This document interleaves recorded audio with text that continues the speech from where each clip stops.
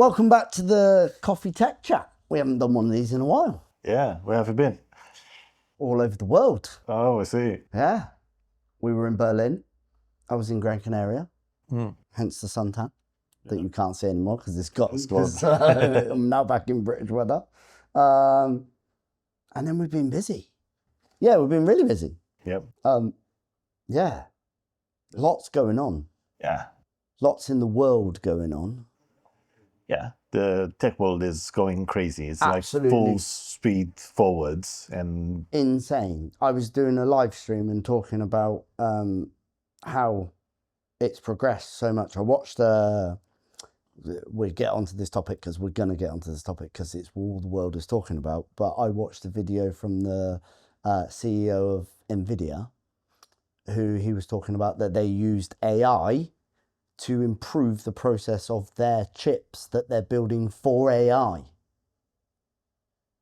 in every step of the way. So from the design phase, all the way up to materials, up to what, all the way through, they used AI to make it more proficient in what it was doing to produce a better chip for AI to use to run AI. It has become a more and more used method in that. It's not just NVIDIA. Lots of programs are using the same thing. They give access to the AI to use their infrastructure in order to develop and improve it.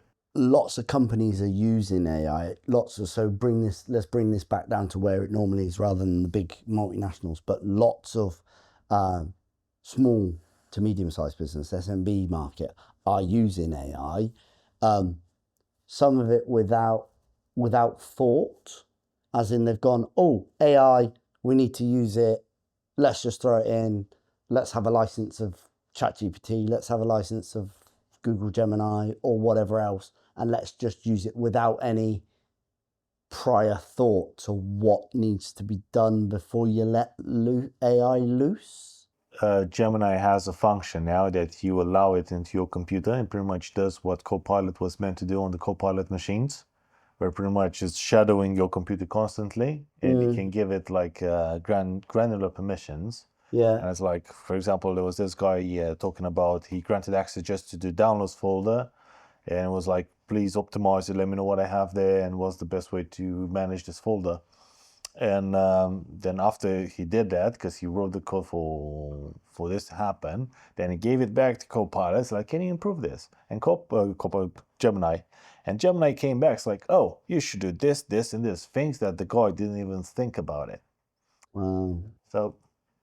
Yeah, that's one I was saying on the live stream. One of the cool features, which I can't wait for, which I will wait for it to come out in Copilot to use it, is the being able to share your screen. So being able to share your screen with what you're working on with AI, and then you don't have to type what you're doing. You can just talk to AI and go, oh, see, look, I'm on this and I'm doing this at this precise moment and it's giving me this error, as you can see on the screen. Or it's, do you know what I mean? The benefits for that is like massive. Pretty much you do not need trained personnel anymore. You just need people to know how to prompt it and to use it, because prompting is going to become one of the most effective ways to use any AI interface. And then you have the other sort of staff members that you're going to need, people to understand what they're doing. Because AI is still hallucinating, is still giving you wrong answers. Hallucinated on me yesterday. I was trying to get to understand a piece of terminology which I'd never seen before, and I gave it to AI and went, explain this to me and actually give me a couple of steps on how I can implement this. And AI turned around and gave me, went, you can do this, you can do this, you can do this. And I know 2 parts of what he said were lies, that they don't exist. And I went back to him and went, but that's a lie, you can't do that. And he was like, oh, sorry, bear with me. No, you need to do it. And it gave me it again. And I went, why are you making this up? Oh, yeah, you're right. That's not right. You can't do this. You have to do it this way. And it's like, it's frustrating. Well, the problem is like this, is because we're using ChatGPT, and ChatGPT is starting to have this sort of issues now. And I've seen that they went to the pro version, trying to push people. And the pro version is like $200 a month. It is. But it's the better. It doesn't do this, doesn't do that, but it does all the right things, and it does what the latest version of ChatGPT does, but 10 times better. Less hallucinations. Yeah, so I think it's like if you were looking at other ones, because other ones are coming. Yeah. However, this sort of behavior will impact people or SMBs that are using AI in the organization, and they don't realize because they don't have a trained person. Because with AI, we need to have people that know how to use AI, and you should have a designated AI person in your company. Yeah, so it's the AI framework. So when we were in Berlin, catch the videos of us in Berlin on all of our channels, but when we were in Berlin, we sat through a talk of the VP of Legal was sat talking about the AI framework in the EU's Act on AI, which they believe is going to end up being standard across the board, much like GDPR ended up standard across the board. It has to. Yeah, it's the AI framework on what to do on the, I think the video, which we'll have Chris insert the video of where she talks about the triangle. The EU Act really thinks about this in a hierarchy of risk, right? This is about applying your risk profile to your use cases. So at the bottom is that pre-approved, feel pretty comfortable about this, it's low stakes, it's easy. For us, that's probably Copilot. We've implemented that, we use it all the time. It's an easy pre-approved use case. At the top is the opposite end of the spectrum. That's the stuff that you will never do because it just doesn't fit your business model. That might be making hiring decisions based on AI. We've had a lot about bias that is built into these systems. It might be social scoring. That's what the EU Act says you can't do, social scoring. It could be wherever it needs to be for your business. I think most of us operate within the bounds of what's deemed acceptable by the EU Act, but it's just worth you thinking about. And then in the middle, it's all the wonderful things you can do in between. I joined Andy Reglin's session earlier, or having a strategy around AI. And really it's thinking about a more refined way of how you want to embrace it in your business based on business need and use cases. So you're kind of slimming down the scope of what you can do so that you can really focus your business on the things that are going to drive change. Of the low-hanging fruit AI, as in the thing that you know can work and can be signed off straight away. So Copilot, for instance, is a known source. It's been proven, it's secure. It's got a lot of levels that tick all the AI framework boxes. That, fine, you can implement that across your company. You do need to AI harden the 365 network before you put that into place properly. Then at the top end of it, she was saying that there's like the stuff that you'll never do because it's nothing to do with your business, and actually it has no benefit to your business whatsoever. And then in the middle is all the stuff that you could do with it and could improve, and what processes it could improve. But I think she said you need to have an AI, did she call it an ambassador? I think an AI person that is the forefront, that understands it all, that knows it all, or a company, like for us talking small, medium-sized businesses, small, medium-sized businesses haven't got the budget to go and hire an AI professional to sit inside their organization. So they should talk to companies like us who live and breathe all of this stuff on a daily basis. And then we can be that AI person for them. And then they have a champion inside the organization which uses AI a lot and understands it more than everybody else to try and push it forwards. To then build your AI framework with your processes, your policies, and so forth. And that opens a new venue for lots of companies, and not just SMBs or MSPs, because everybody needs to update their policies. I reckon a lot of businesses, they don't have an AI policy, or they're not ready for it because they don't understand it. I think that's true. I think a lot of businesses don't have AI policy. I know for a fact a lot of businesses don't even have policies. So businesses I've spoken to that don't even have a single policy in place. So they haven't got an AI, not AI, they haven't got an IT policy. They haven't got a bring your own device policy. So along with, I think it was the process that we went through with GDPR, which she mentions in the video actually, and on when she was on stage, is that when we all went through GDPR, we had to go through and set out policies, processes, we had to write new stuff, we had to prep new stuff ready to tick the boxes for GDPR and make sure that we all understood it. It's the same with AI. You now need either to adapt your policies to have AI parts in it, or you need the other flip side, you need an actual AI governance policy document for the company. This is how we will work with AI. This is what we're going to use AI for. These are the things we won't use AI for. These are the, not gateways, well, I suppose they're gateways, or the checkpoint areas of, we're using AI for this. We need to have check marks in place to go, at this stage it was checked, because of what you were saying about hallucinations. Yeah. You need to have those things in place. She spoke about not only having policies in place and your AI framework in your champion, but just making sure that your ducks are in a line first before you just let AI loose. Yeah, because on your data. everybody has this syndrome of the magpie. It's a shiny thing. Everybody, It's new, I want it. It's new, I want it. They don't understand. The companies are not ready for it. Because in order to implement, for example, ChatGPT fully in your 365 tenancy, you have to have it set it up accordingly. But that's not it, because there are so many options there online to get. Yeah. And a lot of people want to apply shortcuts in their day-to-day jobs. It's like, how can I do this faster or better? Or can I get AI to do my job instead of me? Yep. That they don't realize, and they open the can of worms and they go and get everything that it's there, and you don't read the terms and conditions, or They don't read terms and conditions on the apps they No, put on their phones. But They're not going to read the the T's problem and C's then on least, AI. it was like, could be accidental data loss. It could be like you grant a foreign AI, because people will use everything that is there. Nobody has the understanding that you should use, Copilot, ChatGPT, Gemini. There are other options. What you should use them for, where you should use them for, what. Yeah. A lot of people don't understand that a lot of the AI applications out there that are all over the internet are actually fundamentally either ChatGPT or Gemini or Perplexity in the background, because they're screens, they're front covers. Yeah, the front covers. That then feed back to these larger LLMs to be able to produce the data. So I think it's a thing of people understand in small to medium-sized businesses. I think they need to understand where they want to use AI. And that comes with, they're not going to know this straight off the bat. That comes with sitting down with a professional and going through, having that professional understand every single process that they do in their business.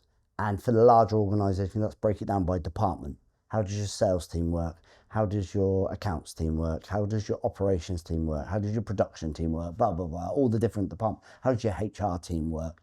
And understanding what processes and policies they follow and procedures they follow, and then sitting going, right, now we understand it, you can then use AI in this place, this place, this place, this place, this place, because it will give you an efficiency here, it will give you, and then a professional will then not only advise on that, but then looks at what needs in their system to be hardened before you put in AI, what restrictions need to be put in place, what accesses should be revoked or added. Do you know what I mean? Because it's like, you throw AI onto somebody, let's just talk SharePoint, right? You throw AI onto a user that there is no access controls over their SharePoint. That user could turn to Copilot and go, and they're a general user, go and give me all of what the accounts for the last 6 months are of this business. And there you go. This is what we've made. This is what we've done. Or supply list. Or supply list. Exactly. It's that thing of restrictions need to be put in place before you let the AI loose. And I think that's what Michelle made very clear when we were in Berlin, is that you have to follow some governance. She has a key point where she talks about the structured part of the processes and policies that you put in place. That was all the hard bit. The rest is just writing it down on paper. The rest is just having a record to say that you have done it and put it in a policy. That will mean different things to different sized businesses. It could mean updating your existing policies with AI wording to make sure that it incorporates AI use cases. Or you might decide you want a separate AI governance policy or an ethics statement. Yeah, so she talks about how the policy and processes should be in place. And I think if you've got the groundwork done, then you should be able to hit the ground running with AI and actually make it efficient for you, and to save you money on the bottom line. There's little, I think the biggest problem is where customers or people look at AI and they want the big win straight away. Yeah. They want the, I'm going to be able to fire 10 staff, or I'm going to be able to implement this and I don't need to hire anybody for the next 2 years. Or they're looking for the big massive wins that make the bottom line look bigger straight off the bat. We implement this and within 2 months we've got a big massive win. I think that's the wrong way to look at it. I think all businesses should be looking at the small changes, the step-by-steps of going, we implement it here, this is going to allow us to benefit here, and these staff members benefit from saving 20 minutes, an hour, a week, a day, little bit by little bit, if you get what I mean. Yep. Because then overall you'll get the big wins, because within 6 months, a year, 2 years, you're seeing the benefits on the bottom line. But too many companies want that instant win. I believe that a lot of companies do not have a realistic expectation about AI and its capabilities. It's trending. You hear it everywhere. You put a telly on or social media everywhere. It's everywhere. As a business entrepreneur, they were like, interesting. Let's see, how can I do this? How can I use it? And their ideas are great. However, AI is not quite there yet. Yep. So that's another thing, and they will start using it. They're going to get disappointed and be like, oh, yeah, it's not right. So again, the approach towards AI should be realistic. And I think it's that little step by little step, because if you do little step by little step rather than one big massive step, you won't get that disappointed, because it's granular. Yeah. In the way that you're implementing it. Much the same way we're implementing AI. It's granular. We haven't fully implemented AI into every single department or into everything we do. We're testing, we're playing, we're using here, we're using where we see it making a benefit, a real benefit or real efficiency, we'll use it. And where we don't think it will, or where we can't see a benefit, but that's through us testing, which puts us in the prime spot to then have these conversations with clients, because we're already doing a lot of the grunt work. Yeah. So that we can sit down and go, okay, so we've implemented it here in, let's say, our HR department, and we're doing these 2 little steps with it. You can implement it as well, Mr. Client, Mr. Business Owner, to do these 3 steps, and it's saving us X amount because our HR doesn't need to do X, Y, and Z. Do you know what I mean? That's that sort of thing. I think, yes, everybody's running really fast because technology's running really fast, and everybody's like, it's AI, it's the new thing, we want it. But I think they need to slow down a little bit. And I think the sooner we get some proper legislation, EU governance, some sort of framework. On that, it's pro and cons as well. If you get legislation and limitations, the AI development will stop. Yeah. It will not everything will evolve, or you got to get so many updates as soon as or so fast. But again, we open the door, and now we're curious to see what's going to happen, how it's going to happen, and the sides are divided, and it's like, oh, that's amazing, let's go even faster.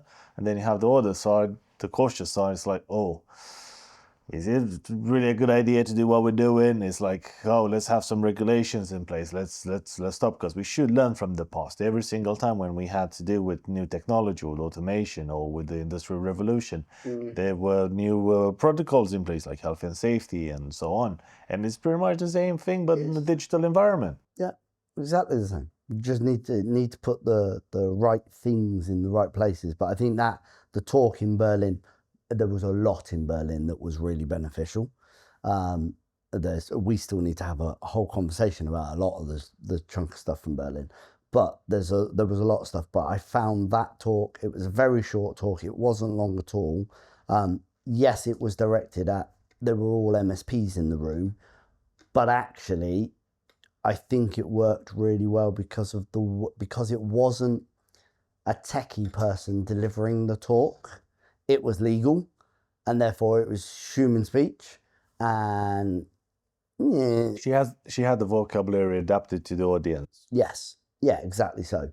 And I think it was really beneficial. And so if you want to watch the full clip, watch it right here. But there's lots going on in the world of technology and AI at the moment. We've only briefly touched on just AI and actually the policy side of it. But we do need to sit down and have a whole conversation about the entirety of what's going on with AI at the moment, because wow, just like at that and that and the Google quantum processor. Yeah, I mean, Because that's just like, it's the first quantum computer that in less than a year it came from an idea to actual having it. I know people were working on a quantum computer for years now, but I'm wondering if AI had any contribution in order to get to the level that we are and physically having one of them running. I would imagine so. And if you want to find out more about Google's quantum processor and chip, like and subscribe and watch our next video that's coming out, which is all about what's going on, what we know about Google's processor, and what we know about the AI that has happened in the last couple of months. Stay tuned.